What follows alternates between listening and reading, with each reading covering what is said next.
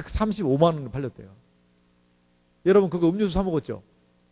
자판기에다 동전 띡 넣어가지고 커피 뽑아 먹고 그랬던 그 500원짜리가 135만 원에 팔렸다는 거예요. 여러분은 그 음료수로 하나 500원짜리를 뽑아 먹고 134만 9,500원의 거스름돈을 받았어야 돼요. 그런데 그 500원짜리 가치를 몰랐기 때문에 그냥 막 써버렸다 이거죠. 앞으로 여러분 500원짜리를 보고들랑 뭐부터 확인해야 돼요? 연도를 확인해야 된다 이거죠. 연도를. 왜 그러면 이런 일이 벌어졌느냐? 그것은 우리 민족의 우리가 최근에 겪었던 그 어려움의 시기 IMF로 건너갑니다. IMF가 몇 년도였어요? 1997년도였잖아요. 그런데 1997년도에 이제 내년도 500원짜리를 만들 때 보통 500원짜리를 만들 때요 약 한 1000만 개 정도 만든다고 그래요. 그 정도 만드는데 이 IMF 여파로 그때 500원짜리를요 얼마 만드냐 8,000개밖에 안 만들었대요. 1000만 개를 만들다가 8,000개밖에 안 만든 거예요. 그러니 이 500원짜리에 대한 1998년도 500원짜리에 대한 희소성이 얼마나 대단하겠냐는 것이죠. 그런데 이것을 안 사람과 모르는 사람이 극명한 차이를 느끼지 않겠어요? 이거 모르는 사람은 500원짜리로 그냥 커피 하나 뽑아 먹고 말아요. 그리고 200원짜리 잔돈 받아. 그리고 끝나요. 그 500원짜리 가지고 아이스크림 간신히 거기다 200원 더 보태가지고 700원 주고 아이스크림 하나 사 먹고 말아요. 그런데 그 1998년도 500원짜리의 가치를 안 사람은 이건 못 받아도 적어도 얼마 받는다? 100만 원 받는다. 생업을 전폐하고 그거 찾으러 다니면 안 돼요. 근데 그런 사람한테는 그게 꼭 안 보이더라고요. 하지만 오늘 오랫동안 모았던 돼지 저금통에 배를 갈라야 되겠죠. 이 설교를 듣고 배를 갈라야 돼요. 과연 나에게도 98년도 500원짜리가 있는가? 안 나오면 어떻게? 그럼 뭐 다시 하는 수 없고 테이프로 붙이든가. 가치를 안 사람과 가치를 알지 못하는 사람의 행동은 극명한 차이가 나타날 것이라는 것이죠. 제가 왜 설교 초두에 이러한 말씀을 드리냐면 저는 오늘 이 말씀, 오늘 우리가 읽었던 요한복음 3장 16절의 말씀을 근거로 해서 전도에 관한 이야기를 여러분과 나누고 싶습니다. 여러분 전도하면 어떻게 생각이 들으세요? 어떤 생각이 들어요? 전도에 대해서 별로 달갑게 생각하지 않는 많은 사람들이 있을 수 있습니다. 교회가 말이야 장사하려고, 이런 표현은 너무 과격한 표현입니다만, 교회가 말이야 사람들 끌어 모아가지고 돈 벌려고 막 전도하는 거 아닌가, 그렇게 생각하는 사람이 있을 수도 있어요. 교회가 이 정도 모이면 됐지, 뭘 더 사람을 막 끌어 모아가지고 그렇게 하려고 그러나 라고 생각하는 사람이 있을 수도 있어요. 저는 그렇게 생각이 들어요. 있을 수도 있다고 봐요. 그 사람은 이 전도의 의미가 무엇인지를 제대로 알지 못한 사람이기 때문에 저는 그러한 이야기를 한다고 봐요. 전도의 가치가 과연 무엇이냐? 마치 이 전도의 지금 가치는요, 길바닥에 나뒹구는 500원짜리 동전. 나뒹굴진 않죠. 얼른 죽겠죠. 마치 이 전도의 가치는요, 그냥 아무런 생각 없이 자판기에다가 쑥 밀어 넣은 500원짜리 동전, 아무런 생각 없이 거스름돈으로 점원이 쓱 건네준 1998년도 500원짜리와 같은 그러한 전도의 의미가 많이 퇴색된 부분이 있다는 거예요. 전도하려고 그러면 전도는 요즘에 누가 해요? 여러분 전도하는 사람 누가 전도해요? 이단들이 합니다. 이단들이. 일반 교회 지체들은요 전도를요 잘 안 합니다. 그래서 막 열심히 전도하고 다니면 저 이단이구나 이런 생각이 들어요. 저는 목사임에도 불구하고, 물론 자기가 어느 교회인지를 밝혀가는 분들이 계신데 딱 이제 저도 이제 뭐 눈치가 9단까지는 아닙니다만 이렇게 싹 보면 알겠더라고요. 저 분들은 여호와 증인이시구나. 여호와 증인들의 특징이 있죠. 약간 나이가 좀 많아요. 그리고 2인 1개조죠. 그리고 약간 큰 가방을 메고 있어요. 비슷해요. 그 둘이 이렇게 딱 이렇게 좀 다녀요. 그런 분들 보면 10중 8구는 여호와의 증인이에요. 여호와의 증인. 여호와의 증인. 그리고 제 아들의 제보에 의하면 시동초등학교 앞에 그 어떤 분들이 오셔가지고 그 수요일인가에 항상 아이들 떡볶이를 사준다는 거예요. 그런데 아빠, 전하는 말씀이 이상해. 교회는 아닌 것 같아. 이단 같아. 이렇게 얘기를 하더라고요. 목사의 아들이 아니랄까 봐. 그래서 너는 어떻게 했냐 그랬더니 떡볶이만 받아먹고 왔어 그러더라고요. 그러면 안 되는데. 그래서 야, 아빠가 사줄 테니까 그냥 먹지 마라. 이렇게 얘기를 한 적이 있습니다. 그래요. 전도하면요, 요즘에는 이단들한테 다 뺏겨버렸어요. 전도 열심히 하면 저 이단 아닌가? 저희가요, 연초에 아주대학교 전도를 했습니다. 아주대학교 신입생들도 구해서 홍보 전도도 하고 앞에서 전도를 열심히 했어요. 그랬는데 저희가요, 그 학교 안에서 약간 이단인 줄 알았다는 거예요. 이단인 줄 알았대요.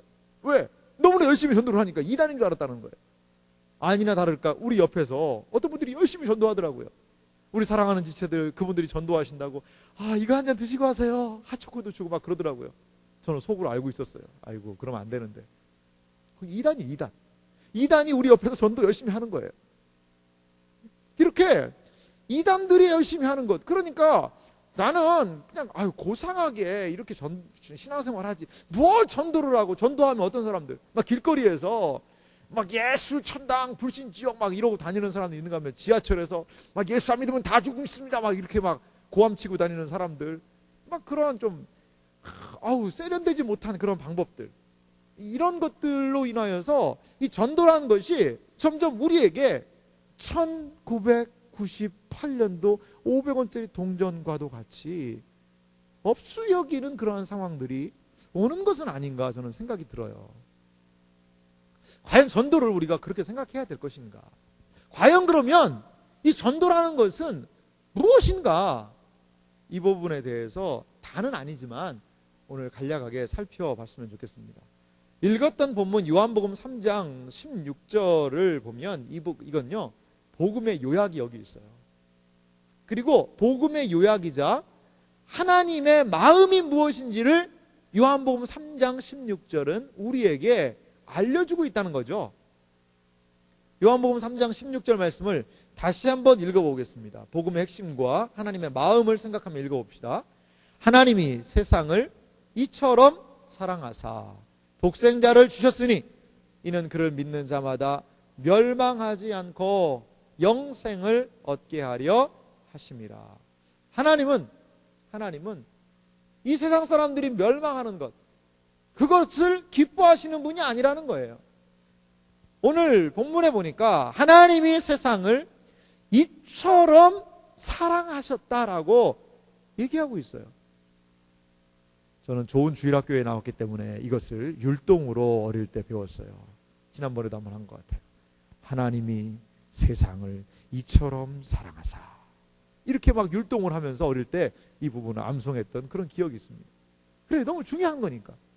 그런데 하나님이 세상을 사랑했다는 거예요. 여러분, 세상 사랑하세요? 목사님 세상 사랑하지 말라며요. 그래요, 맞아요. 세상 사랑하면 안 돼요. 그런데 하나님 세상 사랑하시네. 아니, 세상이나 세상에 있는 것들을 사랑하지 말라라고 성경은 이야기하고 있는데, 여기는 하나님이 세상을 이처럼 사랑하사라고 얘기하고 있어요. 세상을 사랑하라네? 이게 뭔 얘기예요, 이게? 성경이 어떻게 이렇게 한 입으로 두 얘기를 할 수가 있나? 이런 생각이 들 거예요. 세상을 사랑하지 말라는 그 세상은요, 범죄하고 탐욕스럽고 이 세상으로 욕망으로 가득한 자기의 왕국을 성취하기 위해서 분주한 그 세상의 풍조, 그거 사랑하지 말라는 거예요. 세상의 돈 사랑하지 말라는 거예요. 세속적인 가치관 사랑하지 말라는 거예요. 여기 하나님이 세상을 이처럼 사랑하사라고 이야기한 그 세상은, 하나님이 사랑한 세상은 첫 번째로 세상의 모든 사람들을 의미합니다. 인류를 얘기해요. 믿지 않는 많은 사람들을 얘기하는 거예요. 그리고 이것은요, 그 온 인류적인 측면과 더불어서 개개인을 얘기하시는 거예요. 개개인을. 그냥 도매금으로 우리가 아니라 한 사람, 한 영혼, 한 영혼에 대한 하나님의 사랑이 분명히 있다는 것이지요. 그 메시지를 오늘 이 요한복음 3장 16절에 담아 놓으셨다는 거예요. 하나님은 이처럼 사랑하시는 분이세요. 이 세상을 이처럼 사랑하시는 분이라는 거예요. 그래서 누구를 이처럼 사랑하사 독생자 예수님을 이 세상에 보내셨다라고 오늘 우리가 읽은 성경 본문은 얘기하고 있습니다. 예수님이 그럼 오신 목적이 무엇일까요? 예수님이 이 세상에 오신 궁극적인 목적은 무엇일까요? 바로 예수님은요, 이 하나님의 사랑을 증거하기 위해 오셨다는 것입니다. 예수님께서는요, 제자들과 함께 이 천국의 많은 일들을 증거하시고 이 세상에서 하나님의 사랑을 나타내시는 그런 삶을 사시게 돼요. 그런데 이것을요, 예수님은 요약적으로 이렇게 표현합니다. 마가복음 1장 38절 말씀 같이 한번 읽어볼까요? 자막이 준비됐으니까 같이 한번 읽어봅시다. 이르시되 우리가 다른 가까운 마을로도 가자. 거기서도 전도하리니 내가 이를 위하여 왔노라 하시고. 예수님이 왜 오셨다는 거예요? 전도하려고 오셨다는 거예요. 전도하려고. 예수님이 오신 목적이 뭐예요? 예수님이 우리가 다른 가까운 마을로 가자. 거기서도 전도하리니 내가 이를 위하여 왔노라.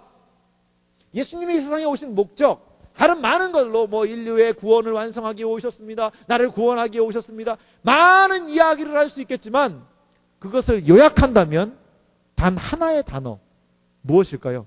전도예요. 전도. 전도하기 위해 오셨다는 거예요.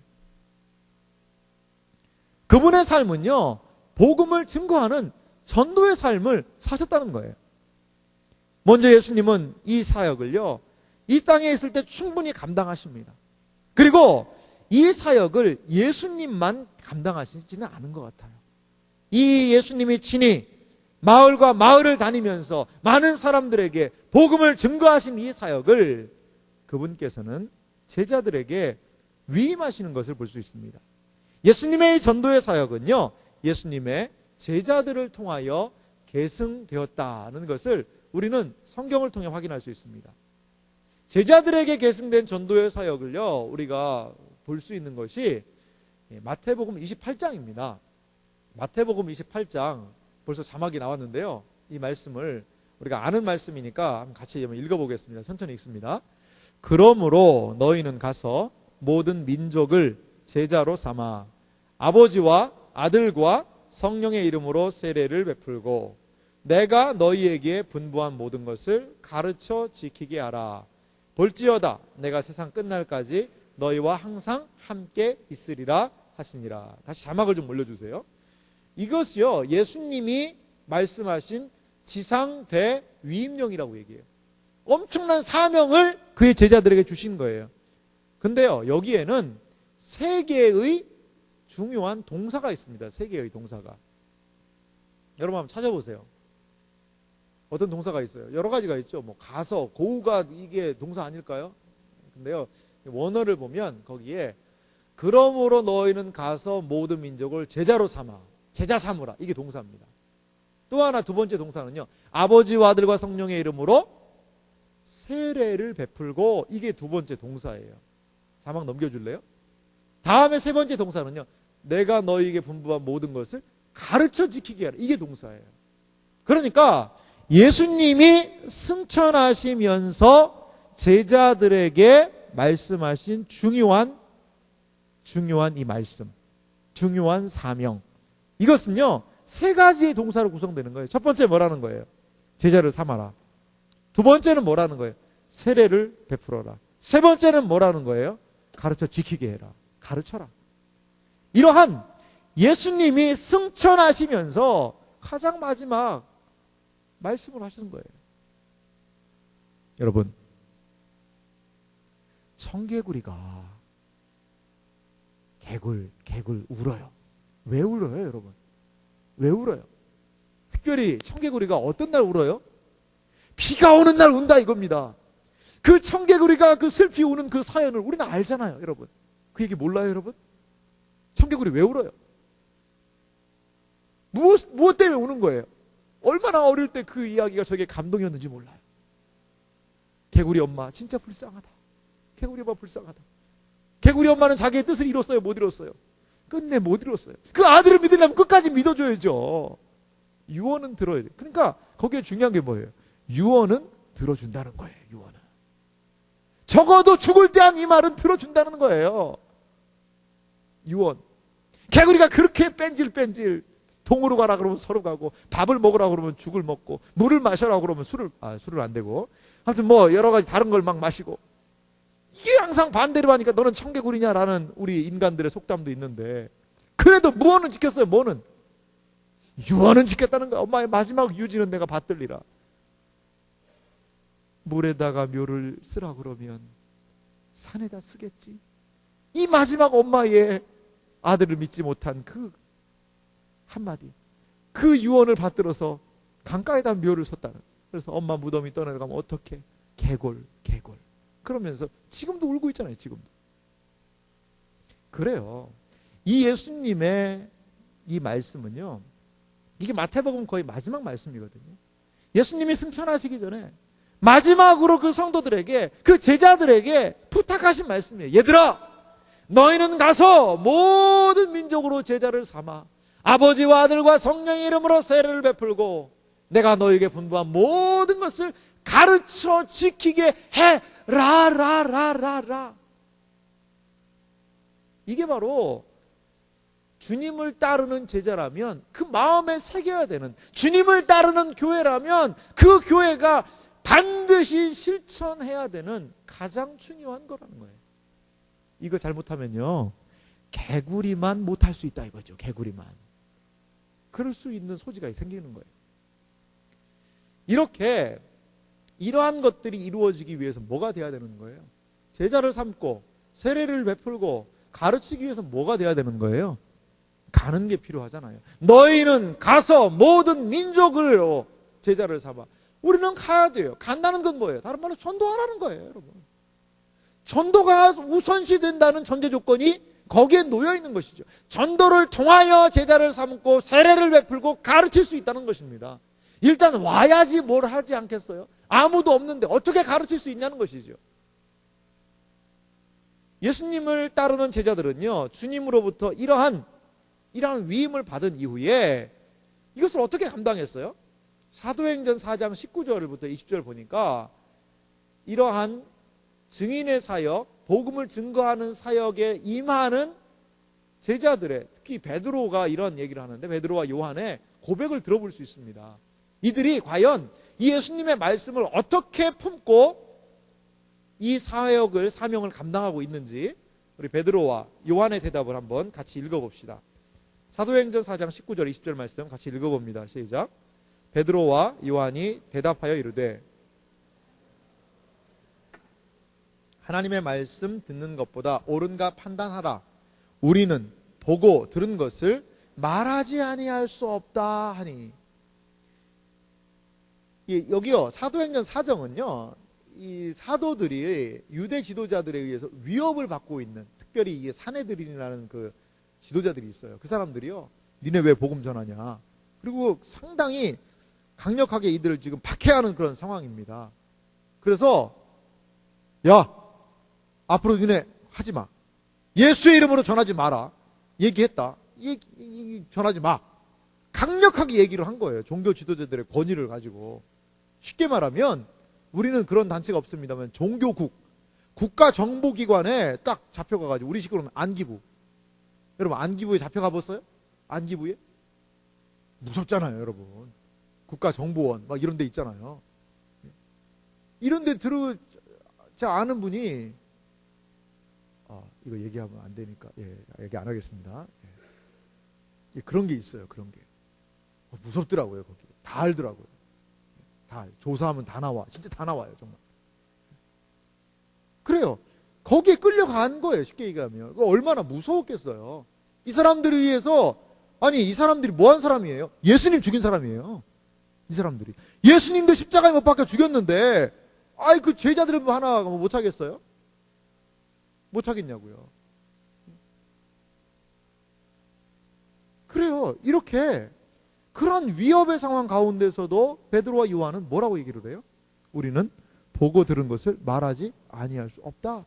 여기 말하지 아니할 수 없다라는 말은요, 반드시 말할 수밖에 없다. 이러한 강조가 거기 있어요. 그들은요, 우리식으로 얘기하면 우리가 예수님의 증인이고 예수님 받고 예수님의 증인으로 내가 여기 서 있는데 나는 전도하지 않을 수 없다는 거예요. 반드시 나는 전도할 수밖에 없다는 거예요. 그렇게 그들은 예수님의 이 위탁된 전도의 사역에 대해서 인식하고 있었다는 것이죠. 목숨을 걸어가면서까지, 생명을 걸어가면서까지 이 전도라는 것이 얼마나 중요한지 그들은 그 가치에 대하여서 눈뜬 사람들이었어요. 자, 초대교회. 이 제자들이 모여서 믿는 사람들이 생겼고 초대교회가 생기잖아요. 초대교회는 그러면 이 사역을 어떻게 연결하고 이었는지를 한번 봅시다. 사도행전 5장 42절입니다. 사도행전 5장 42절 말씀도 우리 같이 읽어보겠습니다. 좀 졸린 사람들은 더 큰 목소리로 같이 한번 읽어주세요. 졸린 사람이 한 2명 있네요. 2명. 오늘은 많이 날씨가 좀 추운 관계로 여러분들이 좀 덜 졸아져서 얼마나 감사한지 모르겠어요. 계속 좀 이렇게 난방 없이 가도 좋지 않을까, 이런 생각을 좀 해보게 됩니다. 예. 그리고 같이 한번 읽어보겠습니다. 읽습니다. 저희가 날마다 성전에 있든지 집에 있든지 예수는 그리스도라 가르치기와 전도하기를 쉬지 아니하니라. 이건 초대교회의 성도들의 모습이에요. 이 사람들이요, 성전에 있든지 집에 있든지 예수는 그리스도라. 이것이 이제 복음의 내용인데요. 가르치는 것, 진리를 가르치는 거예요. 알려주는 거예요. 가정에서 아이들에게 가르치고 이웃에게도 그 진리를 가르치고 믿는 사람들에게 계속해서 이 진리를 가르치고 뭐 하기를? 전도하기를 쉬지 아니했다는 것이에요. 초대교회 사도행전 여러분 49일 열심히 하고 있죠? 49일이 얼마 남지 않았죠. 앞으로 며칠 남았나요? 20일 남았어요. 20일. 우리에게 이미 29일은 지나가 버렸어요. 남은 20일 동안 여러분 성경을 신약을 일독을 우리가 해야 되는데 여러분 눈빛이 안 좋아요. 벌써. 목사님 제발 그 말은 하지 마세요. 눈빛이 안 좋아요. 그래서 오늘 오죽하면 GBS 시간에 성경 읽자. 지금 이렇게까지도 극약 처방을 좀 내렸습니다. 여러분 20일이면 충분히 읽습니다. 신약 성경 몇 시간 만에 읽을 수 있다고 그랬어요? 18시간. 18시간만 밥 안 먹고 읽으면 읽습니다. 그런 신약 성경이에요. 여러분 할 수 있어요. 포기하지 마세요. 그래서 오늘 우리 GBS 모임 시간에 열심히 한번 성경도 읽고 49일 만에 성경을 우수수 읽는 그러한 여러분들이 되기를 간절히 소망합니다. 사도행전 읽었잖아요. 네. 로마서 읽고 지금 정상적인 궤도를 따라가시는 분들은 고린도 후서를 오늘 들어가면 됩니다. 오늘 고린도 전서는 어제까지였죠. 네. 오늘 이제 고린도 전서 16장 읽고 이렇게 읽어 나가면 돼요. 그게 무슨 소린가 하는 많은 분들이 있네요. 여러분 꼭 읽기 하시기 바랍니다. 이 사도행전 우리가 읽었던 이 사도행전 말씀을 보면요, 초대교회 성도들이요 상당히 어떤 공동체? 역동적인 공동체예요. 막 어쩔 줄 몰라요. 막 서로 기뻐하고 감사하고 감격이 있고 은혜가 있고 사랑이 넘치고 막 하나님이 주신 감사와 감격이 막 충만한 거예요. 기쁨이 있어요. 은혜가 있어요. 사람들에게 서로 어려움을 구제해주고 서로 돌봐주고 아껴주고 사랑하고 이런 역동적인 초대교회 공동체가요 다른 거 많이 안 했어요. 보니까 뭐 했어요? 2가지 했어요. 2가지. 뭐 한 거예요? 말씀 가르치고 전도한 거예요. 교회가요 어떻게 하면 역동적인 공동체가 될 수 있을까요? 지난주에 우리 뭐 했죠? 지난주에 야유회 갔어요. 야유회 잠깐 가서 놀았습니다. 저는 이 자리에 없네. 왜 안 보이나 모르겠네. 우리 25기들 그럴 줄 몰랐죠. 저희가 저걸 했잖아요. 그 뭐예요 그거? 그 맞추기 그거 뭐죠 그게? 피구죠. 피구. 그 말이 안 나왔네요. 피구 하는데 제가 가운데서 점프를 하고 들어가는데 그렇게 저를 맞힐 줄 몰랐어요. 무섭더라고요 정말. 저는 적어도 제가 자리에 간 다음에 그때부터 할 줄 알았어요. 그래서 가운데서 공중볼을 했거든요. 정훈이 그럴 줄 몰랐어요. 제가 수많은 선배들의 압력이 있었는데도 굴하지 않더라고요. 웃으면서 약간 좀 제가 아래에서 이렇게 있는데 그렇구나. 근데 그걸 받아든 승재 그럴 줄 몰랐죠. 저는 제 자리로 들어가려는 순간에 그 뒤쪽에서 바로 공격을 하더라고요. 그래서 시작도 못하고 사랑할 수 없어요. 시작도 못하고 제가 쓸쓸히 퇴장하는데 저를 히든카드로 여겼던 3교구 지체들은 얼마나 허탈해하든지. 그래서 어떻게 됐어요? 결국 오늘 통닭은 치킨은 어디로 갔어요? 이교구로 갔잖아요. 그것 때문에 그래요. 오늘 이교구는 어떻게 해야 되죠? 치킨을 먹으면서 성경을 읽어야 되겠죠. 지금 치킨 11마리가 지금 아마 배달이 돼 있을 거예요. 제 광고 시간 아닙니다. 설교인지 광고인지 구분이 안 가네요. 그래요. 거기 가서 피구하니까 여러분들의 역동적인 모습을 볼 수 있어요. 하지만 그렇게 한다고 거기서 막 재밌게 논다고 그래서 교회가 늘 그렇게 놀기만 해가지고 역동성을 유지해야 될까요? 아니에요. 그런 거 필요하죠. 필요해요. 그래요. 제가 죽는 것도 필요합니다. 이 한 몸 죽어 여러분 기쁠 수 있다면 얼마나 감사한지 몰라요. 필요해요. 필요하지만 교회가 그 본질적인 역동성을 유지할 수 있는 비결은 뭘까요? 모일 때마다 그 진리를 기뻐하며 진리를 가르치는 거예요. 모일 때마다 GBS를 기뻐해. GBS 시간 빨리 왔으면 좋겠다.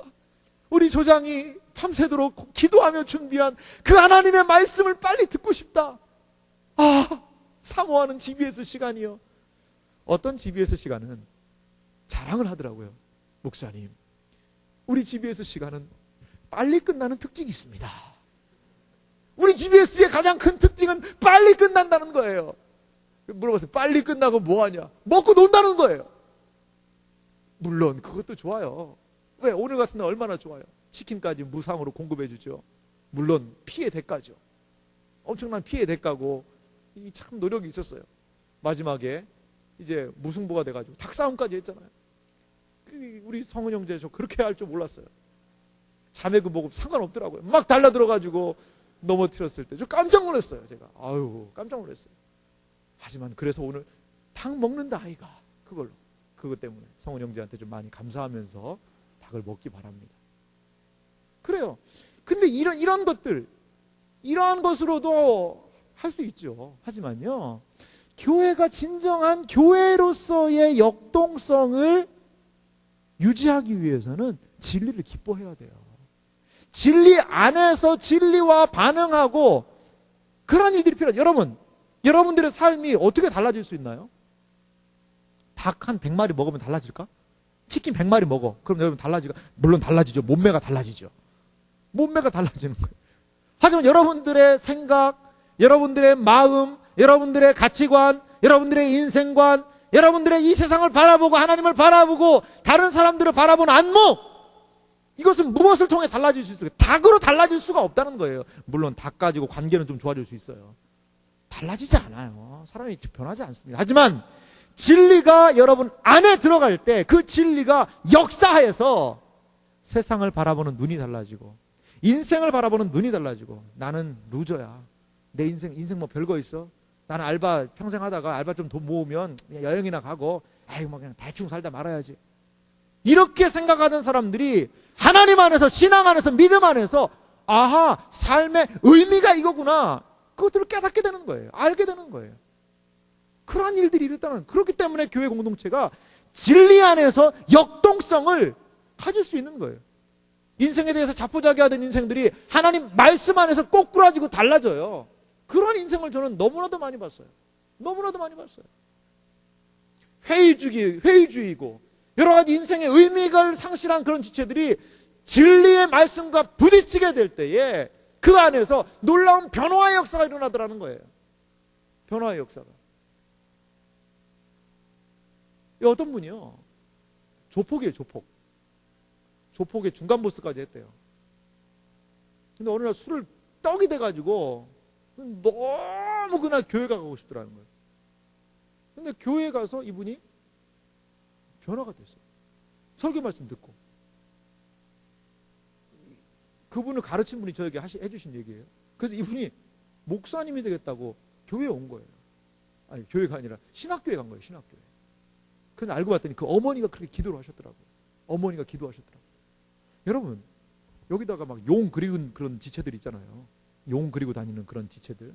목욕탕에 가면 저 가끔 가다 갔는데 저 깜짝 놀라요. 진짜 무섭더라고요. 옆에 이렇게 어깨 좋으신 분들이 여기다 용을 이렇게 쫙 그리고 이렇게 계시는데, 그래서 그냥 원래 제 라카가 거기 있거든요. 근데 제가 그냥 좀 이따 갔어요. 그냥 좀 기다렸다가 그분들 지나가신 다음에, 왜냐면 어깨에 부딪히면 그 용 무섭잖아요. 용. 여러분 그 인생에 대해 인생 뭐 있어? 막 사시미, 이런 표현 죄송합니다. 회칼이죠, 회칼. 막 이런 거 막 들고 다니고 무섭게. 그분들은 무서운 거 없잖아요. 뭐 있어, 확 죽어버리지. 이런 분인데 어떻게 변화가 될까? 하나님의 진리가 그 속에 들어가니까 그 진리가 이 안에서 역사하는 거예요. 놀랍지 않습니까? 어떻게 그렇게 사람이 달라질 수 있을까요? 제가 지존파가 전도받은 이야기 들었는데 정말 감동이더라고요. 지존파가 얼마나 무서운 사람들이었어요. 사람을 죽여가지고 막 불에 구워 먹고 그랬잖아요. 사람 고기를 먹고. 왜? 더 용맹성을 극대화시키기 위해서. 근데 이런 분이 이 복 달라지지 않거든요. 근데 복음의 진리를 받아 듣고 자신의 죄를 회개하고 돌이켜요. 이런 일들이 벌어져요. 이게 여러분 그 한 인생을 살리는 일 아니겠어요? 한 인생을 단지 그냥 살리는 일뿐 아니라 그 인생에 지금부터 영원의 문제를 책임지는 일 아니겠어요? 이러한 놀라운 역사라는 거예요. 교회 공동체가요, 왜 역동성을 상실해요? 말씀에 대한 이 진리에 대한 사모함이 상실하기 때문에 그래요. 교회 공동체가 왜 역동성을 상실해요?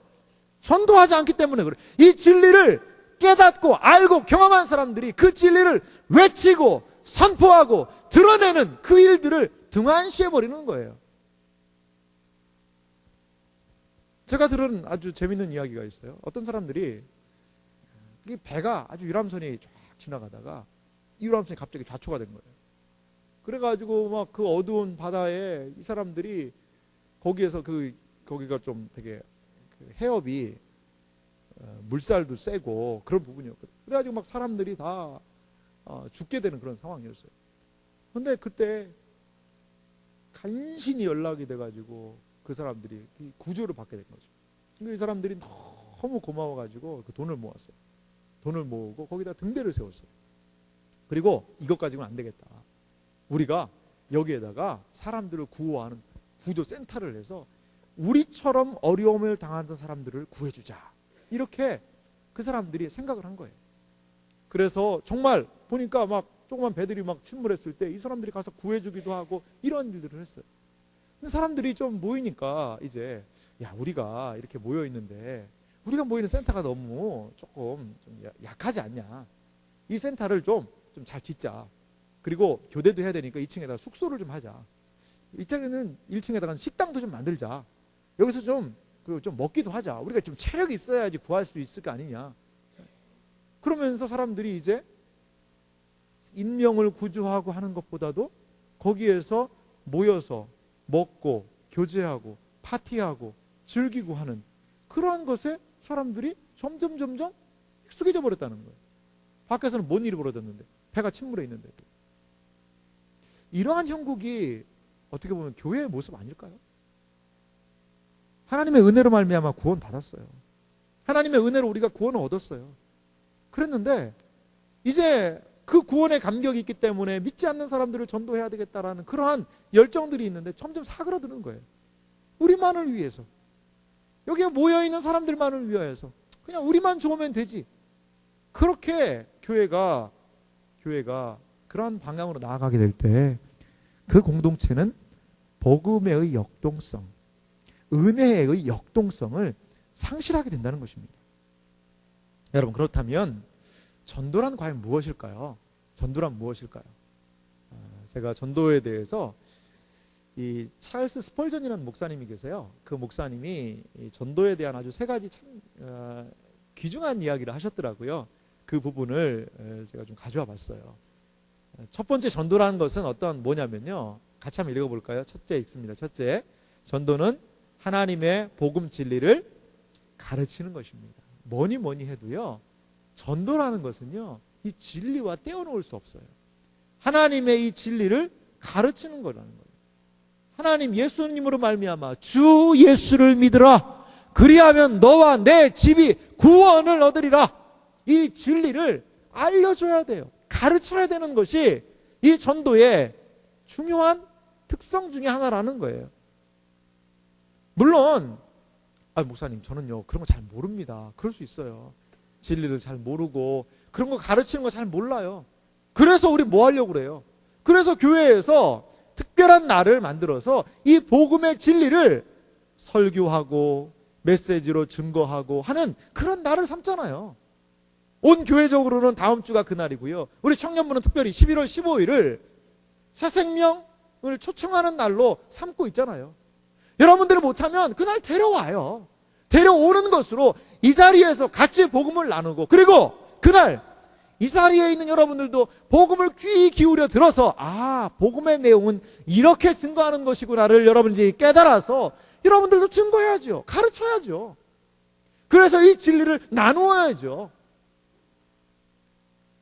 여러분, 적어도 이제 우리 청년 공동체에 있는 지체들은요, 이 복음 전도에 능숙한 사람들이 되었으면 좋겠어요. 우리가 지금 전도를 많이 못하고 있는데요, 그 부분에 대해서 저도 심각하게 고민하고 있습니다. 그래서 전도를 어떻게 하면 전도할 수 있을 것이고, 무엇을 전해야 되고, 어떻게 사람들을 만나서 어떠한 이야기를 해야 되는지에 대한 그러한 훈련 과정도 개설하려고 합니다. 준비하고 있어요. 그래서 여러분들의 삶을, 여러분들 우리의 주변에 얼마나 많은 사람들이 있어요. 얼마나 많은 믿지 않는 사람들이 있어요. 얼마나 많은 곤고한 영혼들이 있냐고요. 그들에게 이 진리를 외치는 거예요. 증거하는 거예요. 그래서 내가 전도한 그 지체가 신앙생활을 시작하고 나와 함께 이곳에서 믿음 생활을 감당하고 은혜의 하나님을 만나는 감격이 있다면 그것보다도 더 기쁜 일이 어디 있겠어요. 저 아는 목사님이 있어요. 저 아는 그 장로님이 계세요. 근데 이 장로님이 중학교 때 전도 많이 못했대. 근데 딱 한 사람을 전도를 했어요. 한 사람. 근데 그 한 사람을 전도했는데 그분이 목사님이 됐어요. 그분이 누군지 아세요? 여러분 뭐 잘은 모르겠지만 부산에 가면요, 수영록 교회라는 교회가 있습니다. 그 교회는 수원에는 무슨 교회가 있죠? 수원에는 어떤 교회가 있어요? 수원 제일교회가 있죠. 모르셨어요, 여러분? 네. 수원에는 수원 제일교회가 있잖아요. 그거와 마찬가지로 부산에는 수영록 교회가 있어요. 수영록 교회가 그 상당히 좀 열심히 하고 참 건전하고 좀 큰 또 그런 교회이기도 하거든요. 그 수영록 교회의 담임 목사님이 예전에 정필도 목사님이라는 분이었어요. 그분이었어요. 제가 아는 장로님이 한 명 중학교 때 전도했는데 그분이 그러한 큰 교회의 목사님이 되셨다는 거죠. 여러분, 그러니까 누군가는 알려줘야 돼요. 왜요? 알려주지 않으면 몰라요. 믿어라. 뭘 믿어야 돼? 그거 알려줘야죠. 하나님 사랑해라. 뭘 어떻게 사랑해야 되는데? 알려줘야 되죠. 그래서 이러한 진리를 가르치는 것, 그것이 전도의 중요한 모습이라는 것이죠. 두 번째예요. 전도는요, 같이 읽어볼까요? 둘째 읽습니다. 둘째는, 전도는 삶을 통한 감동이라는 거예요. 단순하게 전도는요, 지식을 알려주는 것, 그것으로만 그칠 수는 없다는 거예요. 그것과 더불어서 분명하게 감동이 있어야 돼요. 심적인 변화와 행동의 변화를 일으키도록 강한 인상을 이 전도를 통하여서 심어줘야 된다는 거예요. 이러한 감동은요, 어떻게 오게 될까요? 그 전도하려는 대상을요, 사랑해야 됩니다. 단순하게 그냥 나는 뭐 전했으니까 너 예수 믿을래? 너 우리 교회 올래? 안 와? 알았어. 너 안 올 줄 알았어. 그래, 알았다. 하나님 저는 했습니다. 전도했는데 안 됐어요. 끝입니다. 할 거 했습니다. 이게 아니에요. 적어도 그 대상을 마음에 품어야 돼요. 품기 위해서는 사랑해야 돼요. 아유, 목사님 어떻게 사랑해요? 사랑할 사람이 없어서 걔를 사랑할까? 이런 생각이 들기도 할 거예요. 하지만 예수님은 뭐라고 얘기했어요? 내 이웃을 내 몸과 같이 뭐 하라요? 그냥 좋아해라. 그냥 조금 생각해줘라. 아니요. 내 이웃을 내 몸과 같이 사랑하라 라고 말씀해 주셨어요. 그것을 통하여서 무엇이? 복음의 진리가 들어가는 통로가 되기 때문에 그래요. 통로가 되기 때문에. 여러분, 이번에 우리 추석 때 뭐 했어요? 추석 선물 배달했잖아요. 청년부에서 준비한 그 선물 세트를 여러분 나눠줬어요. 어떤 조는 2명, 어떤 조는 서너 명, 너다섯 명씩 가서 서너 가정, 너다섯 가정씩 방문하면서 그거 막 낑낑대고 가면서 걸어다니면서 그 방문해서 나눠드렸잖아요. 쉽지 않았잖아요. 하지만 그분들 얼마나 좋아하세요? 우리의 어떻게 보면 의무감적인 측면이 강했죠. 하지만 그래도 그렇게 찾아뵙고 그 가정을 방문해서 작은 거지만 선물을 전달하니까 너무 좋아하시잖아요. 그래요. 그런 관심이에요. 그런 사랑의 표현이에요. 이것을 통하여서 영혼 안에 진리가 들어가는 통로가 될 수 있다는 거예요. 제가 아는 집사님이 계세요. 한 분을 전도했어요. 전도해서 교회에서 세가족 과정을 이제 이분이 공부를 하는, 그렇게 해서 이제 주중에 세가족 과정을 공부해요. 근데 이분이 전도를 받은 분이 어떤 분이냐면 장사를 하시는 분이, 노점을 하시는 분이에요. 그래서 그 리어카 있잖아요. 리어카에서 뭐 군 밤 같은 것도 팔고 이런 것들을 파는 그런 분이에요. 그러니까 이분이 시간이 없다고 그런 거예요. 나는 아이고 뭐 장사할 시간, 장사해야지 언제 그거 하냐고, 난 시간이 없습니다. 그러니까요. 그분을 전도하신 그 여자 집사님이요. 그럼요. 공부하세요. 그 대신 제가 대신 그 밤 팔아드릴게요. 그 시간에. 그래서 돈을 내고 이 사람이 사겠다는 게 아니라 그 아주머니는 어때요? 전도 받은 분은 교회 가서 그 공부하고 있고 그 교회 여집사님이 군밤 사세요 하고 장사를 해요. 제가 아는 집사님인데요. 그 정말 여성스럽게 생겼어요. 야리야리하게 생긴 얼굴도 하얀 그런 집사님이에요. 근데 군밤 사세요 라고 거기서 이분 가서 그 신앙 공부하라고 밤 팔고 있는 거예요. 그러니 그 공부하는 사람이 이게 얼마나 감동이 되겠어요. 근데 놀라운 일이 발생했죠. 이 밤을 팔던 이 여집사님이 있잖아요. 대신 팔아주던 여집사님이 아버지가 택시 운전하시는 분이라는 거예요. 근데 지나가다 그걸 본 거예요. 그러니까 얘가 이 집에 무슨 일이 발생했구나. 그 좀 가정이 그래도 부유하게 잘 사시는 가정이거든요. 그런 거 하실 분이 아니거든요. 얘가 지금 무슨 일이 생긴 거구나. 투잡을 뜨기 시작했구나. 그래가지고 막 전화가 왔더래요. 너 지금 뭐 하는 거냐? 어디서? 그러니까 깜짝 놀래가지고 그래서 나중에 이야기를 해줬다는 그런 얘기가 있어요. 그래요. 여러분, 전도 대상자들 그냥 한번 얘기해서 그냥 안 되면 말지 이거 말고요. 어떻게 그들을 감동시킬 수 있을까요? 어떻게 그들을 정말 감동시켜줄 수 있을까요? 정말 기도하면서 그 마음에 품고 나아갈 때 하나님이 지혜를 주지 않으실까요? 그래서 그들이 감동이 돼야 되는 것 같아요. 마지막으로 우리가 전도에 대해서 기억할 것이 있어요. 같이 한번 세 번째로 읽어볼까요? 같이 읽겠습니다. 전도는 성령을 통한 거듭남입니다. 우리에게 바른 진리를 알려주고 그리고 감동시키는 그러한 감화를 끼치는 것, 이게 중요해요. 근데 이것이 전도의 끝이 아니라는 거예요. 그 전도에 성령께서 역사하신다는 거예요. 이러한 우리의 방편을, 우리의 가르침과 우리의 그들에 대한 관심과 사랑, 이것을 도구로 삼아 성령께서 역사하실 때 그 심령 가운데 죽었던 영혼이 살아나는 일들이 벌어진다는 거예요. 하나님을 몰랐고 하나님과 무관하게 살았던 심령들 가운데 이제는 하나님께로 돌이키는 일들이 성령의 역사를 통하여서 일어난다는 것이죠. 이것이 온전한 전도의 모습이라는 거예요. 우리가 할 수 있는 일 최선 다해야 돼요. 성령님이 역사 안 하실 것 같아요. 그러니까 전도 못 하겠어요. 아니에요. 우리는요, 외쳐야 돼요. 알려줘야 돼요. 그리고 그들을 사랑해야 돼요. 그들에게 마음을 감동시켜야 돼요. 그리고 그리고 기도해야 돼요. 어떻게? 성령께서 역사해 주십시오. 제가 하는 이 부족한 것을 통하여 하나님이 역사해 주시고 하나님이 그들에게 숨결과 같이 역사하셔서 그들의 영혼을 변화시켜 주십시오라고 기대함으로 사모함으로 나아가야 된다는 것이죠. 그러할 때에 온전하게 전도가 이루어질 줄 믿습니다. 여러분, 우리 신자의 사명이 무엇일까요? 복음을 증거하는 삶으로의 우리를 부르신 주님께서 이러한 말씀을 하세요. 베드로전서 2장 9절 말씀을 우리 같이 읽어보겠습니다. 베드로전서 2장 9절 말씀 같이 읽겠습니다. 그러나 너희는 택하신 족속이요 왕같은 제사장들이요 거룩한 나라요 그의 소유가 된 백성이니 이는 너희를 어두운 데서 불러내어 그의 기이한 빛에 들어가게 하신 이의 아름다운 덕을 선포하게 하려 하심이라. 자막을 한번 다시 봅시다. 우리에 대해서, 신자의 정체성에 대해서 뭐라고 얘기하세요? 택하신 족속이요 왕같은 제사장들이요 거룩한 나라요 그의 소유가 된 백성이다라고 우리 신자의 정체성에 대하여서 우리에게 말해주고 있습니다.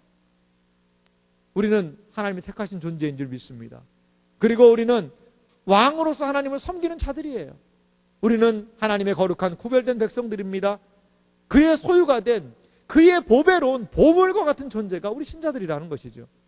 그런데 이것은 너희를 어두운 데서 불러내어 그의 기이한 빛에 들어가게 하신 이에 뭐예요? 아름다운 덕을 뭐하기 위해서? 선포하기 위함이라는 거예요. 그래요. 우리에게 이런 아름다운 신자들의 수식어가 있어요. 근데 왜 그런 존재가 되었을까? 이 하나님의 아름다운 덕을 너네들이 선포해라. 사명이 있는 부르심이라는 거예요. 사명이 있는 우리에게 이러한 존재의 아름다움을 허락하셨다는 것입니다. 사랑하는 이 자리에 청년 여러분, 전도가 부담스러운 지체들이 많이 있을 거예요. 하지만 순종해 보시기 바랍니다. 그리고 전도하는 것에 대한 기쁨을 우리 함께 누려봤으면 좋겠어요. 세상 모든 민족이 구원을 얻기까지 쉬지 아니하시는 하나님의 역사는 선교지에서만 이루어지는 일 아닙니다. 선교지에서 복음을 증거하고 영혼들이 돌아오기를 애쓰고 애타게 기다리는 것과 같이 여러분들의 친구들이 돌아와야 되잖아요. 여러분들의 가족들이 돌아와야 되잖아요. 저는 가족도 친구도 잘 전도하기가 어렵습니다 라는 주체들은요, 리더들이 알아서 연결해 줄 거예요. 누구를? 장기 결속자들을. 그래서 우리 한번 이제 약 한 달 남았잖아요. 영혼을 좀 품고 기도해 봅시다. 영혼을 정말 품고, 이것이 하나의 행사가 아니라 정말 말 그대로 새 생명이 태어나는 축제의 날, 영혼들이 하나님께로 돌아와서 그의 한 인생이 달라지는 그러한 날, 너무나도 많은 사람들이 허물과 죄로 죽어있던 삶을 청산하고 새 생명을 얻는 그러한 날, 이러한 날이 된다면 얼마나 기쁠까요? 얼마나 감격이 있을까요? 얼마나 은혜가 있을까요? 여러분, 이러한 사명의 날로, 이러한 부르심의 날로 우리가 그날을 장식했으면 좋겠어요. 조별로 모여서요, 상의하세요. 그리고 서로 격려하세요. 그리고 여러분, 정말 행사로 끝나지 맙시다. 저도요, 이런 행사로 끝나는 거 정말 싫어요. 하지만 전도에 대한 분명한 계기는 필요하다라고 생각이 들어요. 그래서 교회가 시간을 정해서 일상생활에도 일상 매주마다 이 일이 이루어져야 함에도 불구하지만 그것을 특별한 날을 정해서 이렇게 새생명 초청잔치로, 새생명 축제로 우리가 모이려고 하는 거예요. 이것은요, 해도 되고 안 해도 되는 게 아니에요. 하나님이, 예수님께서 오신 목적이 뭐예요? 그 생명 구원하려고 오신 거 아니겠어요? 그래서 우리가 주의 손과 발이 되어 믿지 않은 영혼들을 주님께로 인도하는 일들이 있었으면 좋겠습니다. 두려움을 몰아내고 이 일에 순종하여 동참하는 그러한 은혜가 우리 모두에게 있기를 주님의 이름으로 축원합니다. 기도하겠습니다. 이 시간 우리 같이 한번 기도해 봅시다. 여러분, 전도에 대한 여러분들의 생각은 어떻습니까? 해도 되고 하면 좋고 안 해도 굳이 그닥 그런 거 그냥 열심히 하는 사람 몇 사람만 하는 거, 나는 못하는 걸로 여러분 생각하고 있지 않습니까? 주님이 애타게 기다리고 계세요. 그 영혼이 하나님을 알기를 주님이 애타게 기다리고 계신다니까요. 우리의 옆에 있는 지체들을, 영혼들을. 여러분, 이 시간에 우리가 같이 기도할 때요, 하나님, 부족한 제 입술을 통해서, 부족한 제 사랑을 통해서 믿지 않는 지금 떠오르는 그 지체 전도할 수 있도록 좀 도와주세요. 저도 복음을 증거할 수 있는, 제 삶이 너무나 축축 늘어져 있습니다. 복음을 증거할 때 경험할 수 있다고 한 역동성, 저도 한번 경험하게 해주세요. 우리의 모습을 내려놓고 새생명 축제를 위하여, 전도자의 삶을 위하여 같이 좀 기도했으면 좋겠습니다. 기도하겠습니다.